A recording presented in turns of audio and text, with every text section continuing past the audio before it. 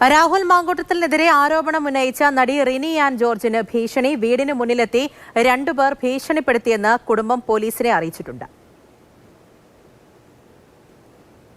രാത്രി 9 മണി സമയത്ത് ഒരാള് വന്നിട്ട് ഗേറ്റിന്റെ അവിടെ വന്ന് ഗേറ്റ് തുറക്കാനുള്ള ഒരു ശ്രമം നടത്തിയിരുന്നു. ശബ്ദം കേട്ട് ചെന്ന് കഴിഞ്ഞപ്പോൾ ഈ വ്യക്തി പെട്ടെന്ന് തന്നെ സ്കൂട്ടർ എടുത്തങ്ങ് പോവാണ് ചെയ്തത്. അതിലൊരു അസ്വാഭാവികത തോന്നിയെങ്കിലും ഒരു അങ്ങനെ സംശയിച്ചില്ല.